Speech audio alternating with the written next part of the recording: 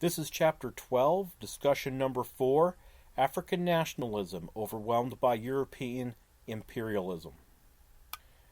Africa in the 1800s and early 1900s is essentially a non-player. They don't have the resources or the organization in order to become a dominating or even a cooperating concept with the industrialized nations of the world. North Africa, which is considered to be the Africa along the Mediterranean Sea north of the Sahara, is dominated by the Muslims coming out of the Middle East and the Ottoman Turks. Nigeria, which is in sub-Saharan Africa on the Atlantic Ocean, essentially did use Islamic law, as did other countries, as a method of rooting out corruption.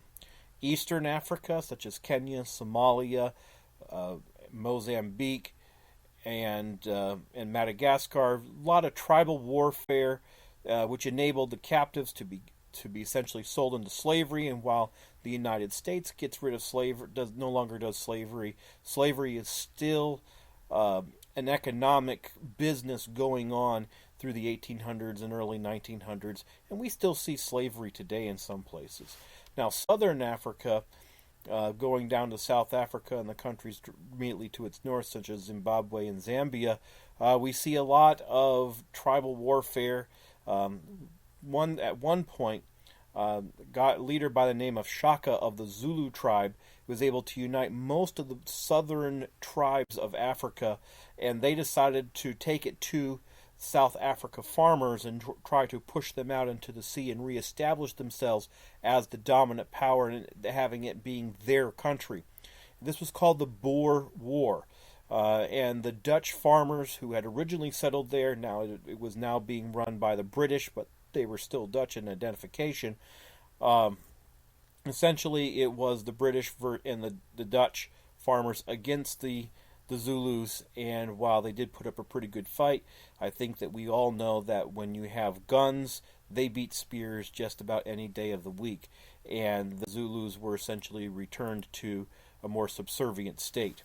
Now, Africa does, however, as people begin to explore it, remember that during the slave period times, the Europeans barely went 2-3 miles inland.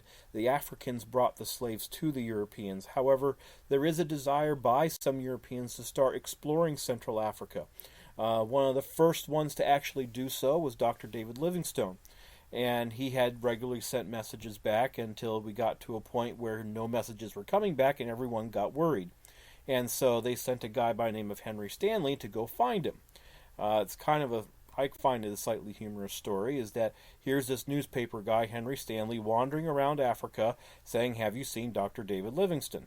Now, he did have one slight advantage, because all he had to say is, "Have you seen a white guy?"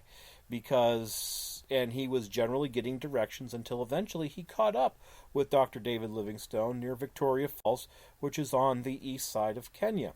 Where Rwanda and Burundi and those countries are right next to it. And being is that Dr. David Livingstone was essentially the only other white guy in all of Africa, as soon as he saw him, a very famous line is that as Henry Stanley goes, "Dr. Livingstone, I presume," because he was the only white guy there. King Leopold of Belgium worked several different treaties in order to control the Congo.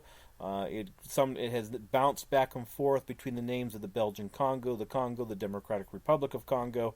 That country is still having large amounts of problems of being able to establish itself as being a reputable country. Still large amounts of problems there. While many African nations did try to resist European colonization and try to establish themselves as independent countries, they essentially just were not able to establish themselves economically, and usually didn't even take a military presence, so they couldn't keep up with the Europeans economically, and essentially they were run over. The only country in Africa that was actually able to establish itself as an independent power is Ethiopia.